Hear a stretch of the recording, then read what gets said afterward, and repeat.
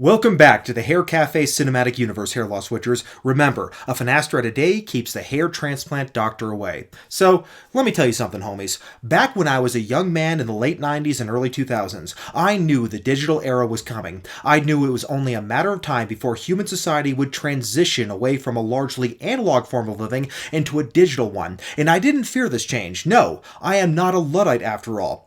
I think technology, when utilized appropriately, can indeed genuinely improve the functioning of society and the quality of our lives. Back in 1997, if you were to tell me that just 10 years from now that Apple, the same company that made those crappy transparent plastic Macintosh computers in the school computer lab, would eventually go on to invent a portable computer that would give everybody instant access to the internet and could fit into our pocket while all having the functionality of a cell phone, I would have thought that sounded like the coolest thing ever, like something out of science fiction. In fact, there are science fiction stories that predate the invention of smartphones that had conceptual analogs to smartphones. For instance, in the Mars trilogy by Kim Stanley Robinson, many of the characters would wear what were called pic turns on their wrist, which would not only allow them to communicate with other people through video calls, but also give them access to an information network much like the internet. In the video game series Mass Effect, characters would have holographic interfaces on their arms called omnitools that could be programmed to interact with other technological devices, much in the same way smartphones do today with things like apps and QR codes. And of course, there were the communicators even used in the original Star Trek TV series. At its core, there's nothing inherently wrong with the idea of a smartphone. But what is a big problem is how tech bro industrialists, politicians, and bad faith influencers have structured society around them in such a way that it completely dominates our lives, so much so that most people cannot even function without them anymore. It's so bad that I've seen people, especially young people, get cocaine-like withdrawal symptoms like extreme anxiety and cold sweats if they're away from their smartphones for less than an hour even. There's even research on this that shows that 26% of Gen Z can't even go for an hour without accessing the internet without feeling uncomfortable, and that's worse than any other generation. This addiction to technology has allowed a cabal of elite social media tech bros to create algorithms that control the kind of content we see. And since people are so addicted to their smartphones, they will spend more time looking at the world through a screen than through their actual eyes. And this has allowed social media giants to use these algorithms to create separate realities for people. We're living in the era of alternative facts, where reality has become malleable based on what we wish to believe rather than what is actually true.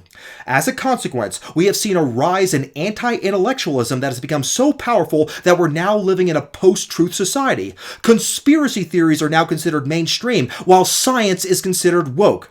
Social media influencers have become the new scientists, and anecdotes have become the new randomized control trials. Smartphones have become 24/7 beacons of misinformation, and since algorithms will constantly reinforce the biases of their users, smartphone addicts don't even have the chance to think critically about anything, since the only thing they will ever hear are the things that reinforce their biases. And this is by design from these tech giants, because they know you're much more likely to spend more time on your smartphone if you're shown the things you want to be shown, and people are much more likely to listen to lies when they're told what they want to hear. People spending more time on their smartphone means they'll be exposed to more ad revenue. That means it's in the interest of these tech bros and influencers to keep you glued onto your screen for as long as possible. They know that the best way to do that is to not feed you content that challenges the way you think critically, but rather to just constantly feed your confirmation bias. So, as a result, these algorithms will only feed its users content that affirms their beliefs and biases, no matter how false or dangerous those beliefs and lies may be. So, what happens when people are thrust into a digital universe where they're constantly told only what they want to be told and shown only what they want to be shown? What happens is the gradual dumbing down of society, especially when people spend half of their day or longer on their smartphone. This deprives them of engaging in activities that could actually benefit their health and intelligence, like reading books or getting out and exploring the real world and interacting with real people in person. And most importantly, encountering information that challenges them to think critically rather than just giving them affirmation for their biases. So one of the reasons I am making this video is because I made a video about a month ago titled Why Gen Z is Aging Like Milk. The biggest reason I gave was social media addiction, and many of my viewers found that segment intriguing enough that they suggested I make a separate video on just that subject. Admittedly, I may have given people the wrong impression about what I actually think about Gen Z. A lot of Gen Z viewers called me out, telling me that their generation has more hardships than prior generations, and that's why they suffer from increased stress, depression, and sleep disorders. All that is true, but it's no coincidence that Gen Z is the first generation to be raised entirely by their smartphones and experiencing all those problems at the same time. I don't hate Gen Z. I think they are victims, and I feel sorry for them just in the same way I'd feel sympathy for any other drug addict, whether that drug be alcohol, cigarettes, heroin, or TikTok. This may sound hyperbolic, but we have hard data that shows that smartphone addiction is decreasing the quality of life of Gen Z the way you'd expect any other drug addiction to do so. To start off with, we have survey data that shows that members of Gen Z feel more depressed and isolated and feel they are less successful than earlier generations. There have also been detailed analyses done about the mental health of Gen Z versus earlier generations, like this article here. If you look at more in-depth research, it's clear that the level of despair is highest in young people today compared to previous generations. It used to be that young people would start out their jobs with a high level of enthusiasm, and then there would be a peak in mental anxiety in their 40s and 50s due to having a midlife crisis, but today, the highest levels of despair are in the youngest generation of workers, and these levels are higher than they've ever been in recorded history. Now, of course, the real question is how much of this is from smartphone use versus the job market or the housing market or other factors. Well, I wouldn't say smartphone addiction is the only problem facing Gen Z, but there is plenty of research that smartphone use is definitely one of the major factors that is playing a significant role in the difficulties Gen Z is facing. In fact, just doing the research for this video, I was completely overwhelmed. Usually when I'm doing research on a hair loss video, for instance, I'll use various search tools to find data, and sometimes that can take a lot of work and time, but when I did a search of recent articles and scientific studies on the negative effects of smartphone usage, I was blown away with how much information I came across. Here's my research folder, and there are over 25 articles there alone, and that's just a fraction of what I've actually found.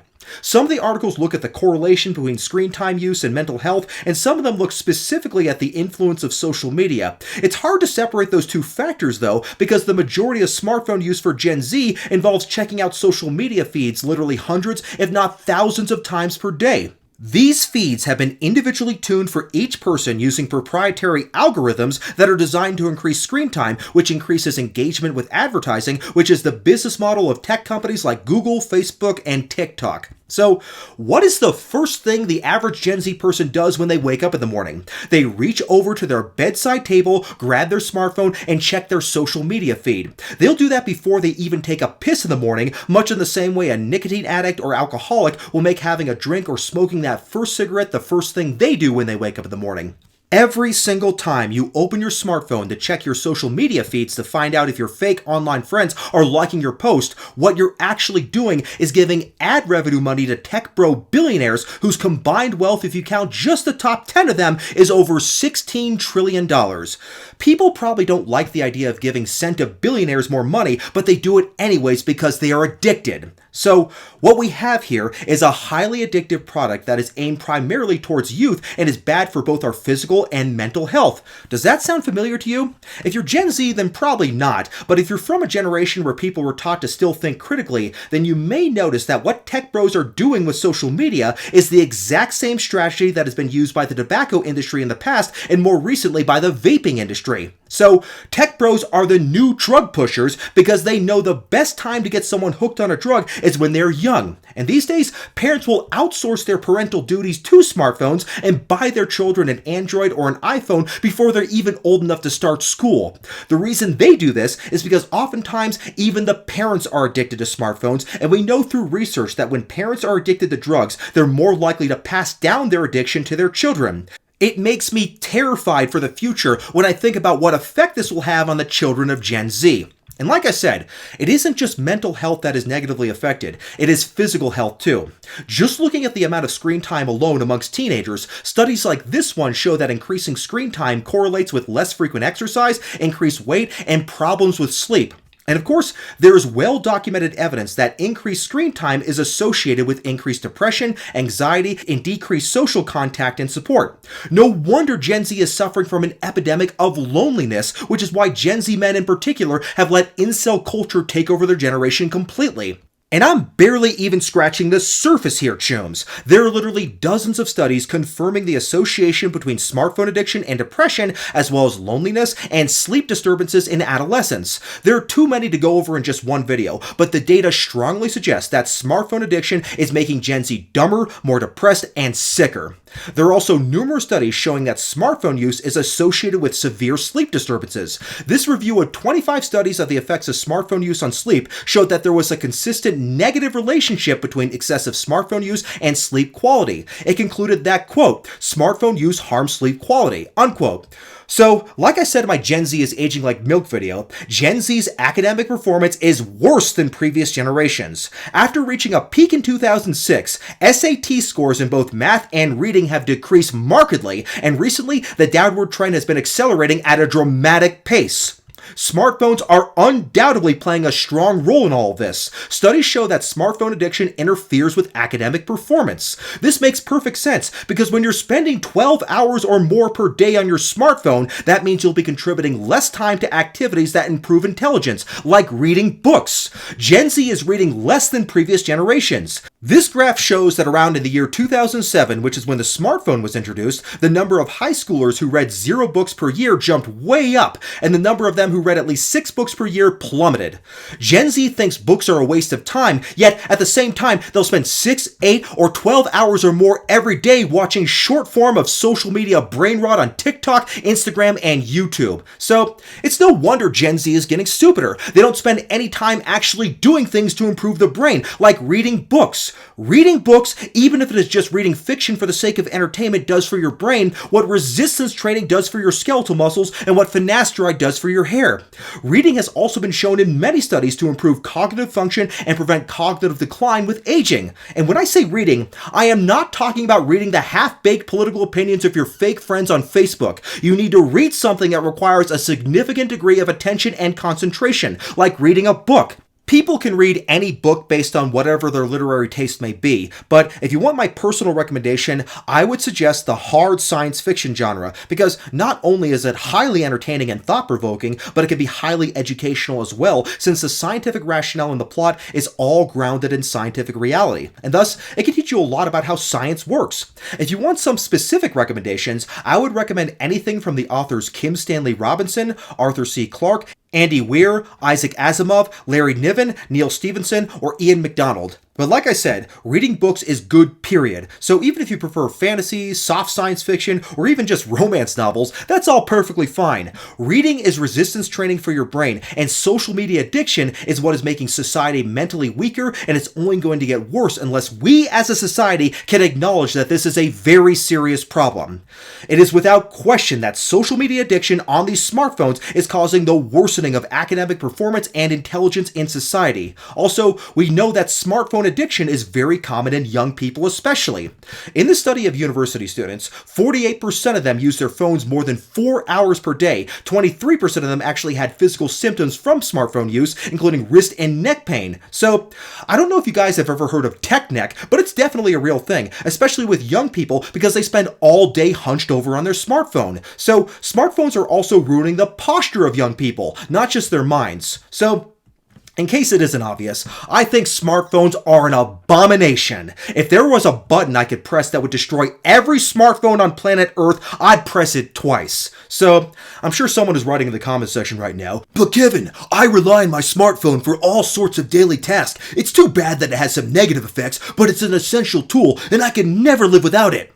You can live without it. The only reason you think you can't live without it is because you're not old enough to remember what life was like before these shitty rectangles of glass, plastic, and silicon took over everybody's life, including yours. Chooms, I'm telling you right now that nobody needs a smartphone. I don't care what your job is or how much you currently use a smartphone in your daily life. The fact is that nobody needs these pieces of garbage.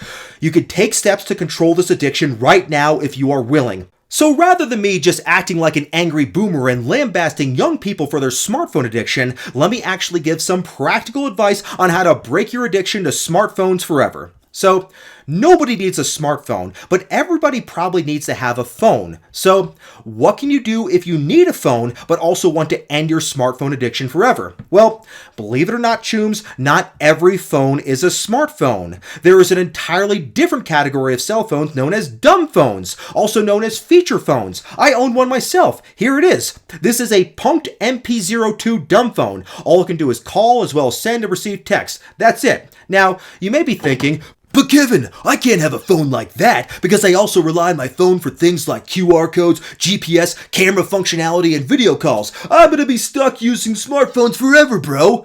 Chooms, relax. It is true that my specific dumb phone, the Punk MP02, is a very basic phone, but there are dumb phones that have more advanced features like GPS, cameras, Bluetooth, and QR readers. All that stuff is perfectly fine. The problem with smartphones is the constant engagement with social media and the non-stop notifications that keep you hooked on your phone for most of your life. The other innovations we've seen with phones, such as what I've mentioned, are all perfectly fine, and you don't have to sacrifice them when you get a dumb phone.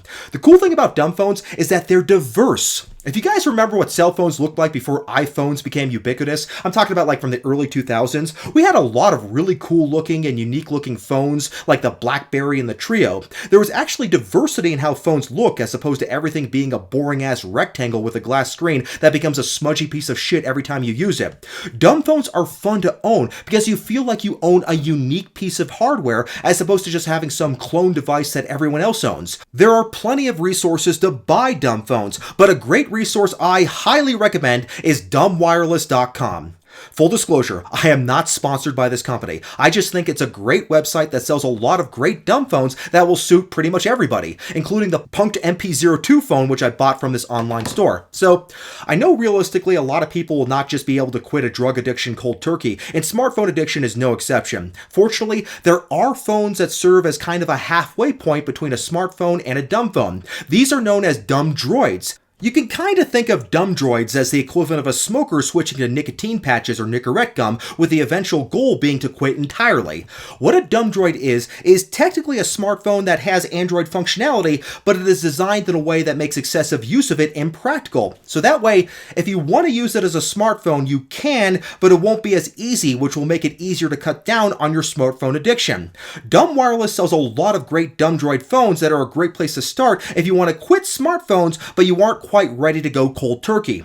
One great example is the Jelly Star. This is a dumb droid that has all the features of a smartphone, but it only has a 3-inch screen. So that will make it much easier to avoid overusage and distractions, especially since you're likely not going to be watching TikTok and other social media trash on a 3-inch screen very often. So the Jelly Star is great because it functions like a smartphone, but you can't conveniently use it like one. So therefore, it will eventually condition your mind to reduce smartphone cravings less and less. So this phone comes highly recommended, especially if you want to make that transition gradually as opposed to cold turkey.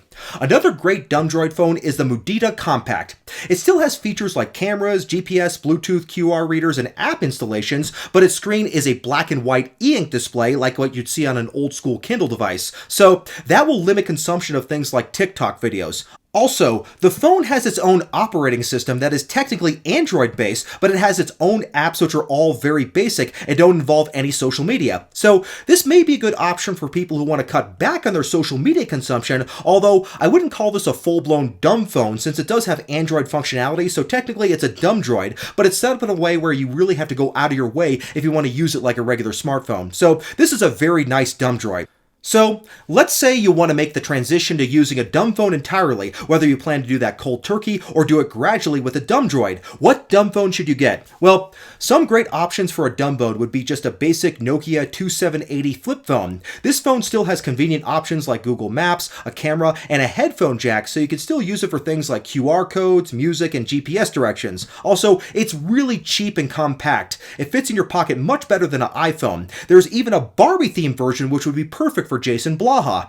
There are plenty of other great dumb phones as well on the website, including some really fancy ones like the Light phone if you want to be really bougie. As for my particular phone, the Punkt MP02, it is a lot more expensive than most dumb phones, and it actually has fewer features than most dumb phones despite being more expensive. It doesn't even have a camera, in fact, so you may be asking why I chose this phone instead of a basic Nokia flip phone. Well, first of all, the Punkt MP02 feels very high quality. It's very sturdy, the buttons all feel great, and everything about it makes it feel like a very high quality product. But the reason why some people may want to consider a Punkt MP02 phone is precisely because it is expensive. That may sound ridiculous, but let me explain for a moment. When you're addicted to a drug like smartphones, you need every excuse you can not to relapse. So if you spend $300 on a dumb phone like the Punkt MP02, then you're much less likely to want to get back to using a smartphone, because if you buy something expensive, you'll be more likely to want to justify using it. Of course, when I say expensive, I'm only talking about expensive by the context of a dumb phone.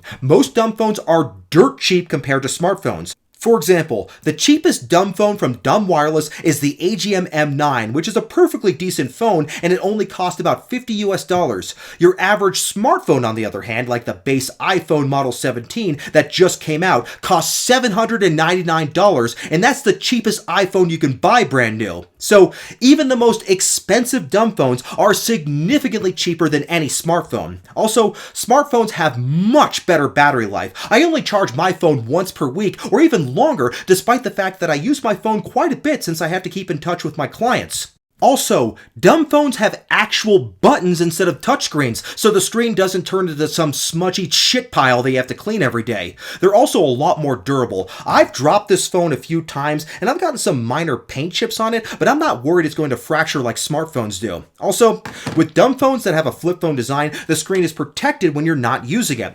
Another big advantage of dumb phones is that they don't use much data, so you can get a very cheap data plan from most cell phone companies since you're not downloading gigabytes of data every month. It's also worth noting that dumb phones do not hold sensitive data that will make you vulnerable to financial exploitation. I don't even have a password set on my dumb phone because there's no point since there's no critical data on my phone other than some phone number contacts. You'll never have to worry about your credit card information or your bank account information being leaked.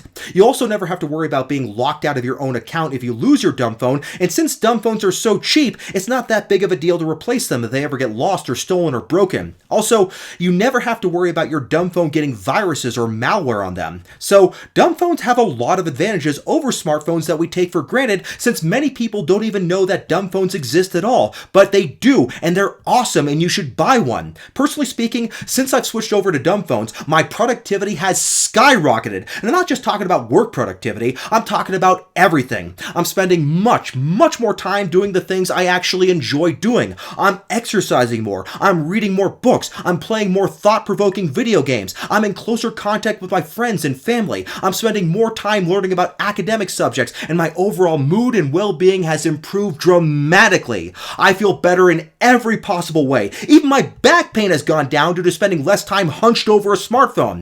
My friends, peers, and family know that if they need to get into contact with me, they can call or text me, and that's all anyone really needs. We don't need to give these tech bro billionaires any more ad revenue money just to stay in touch with our friends. It's not needed, and the damage these devices are doing to our physical health, our mental health, our intelligence, our attention span, our sleep patterns, and even to our culture and politics is downright criminal. We as a society should despise smartphones and view them for what they really are. They are an addictive and harmful drug, an opiate for the masses that hurts everyone except for the billionaires who profit off of all of our misery. The universe is a beautiful and fascinating place that is full of adventure, intrigue, and excitement. All you need to do to experience it is to look at the world with your own eyes rather than looking at it through a screen on a smartphone. Life is far too short to tether yourself to the slavery of smartphone addiction. I've talked a lot about Gen Z in this video, and that's because they're the generation that is most affected by the slavery of smartphone addiction, but they're definitely not the only ones. I've met plenty of millennials, Gen Xers, and even boomers who are slaves to their smartphones, so I hope everyone who is watching can benefit from this video. I know not many people will be able to actually shake off the habit of their smartphone addiction, but at the very least, I think it's important that we as a society become aware of this very big problem and have a serious discussion about how to curtail this insidious problem before it destroys society even more than it already has. Thank you for watching. God bless.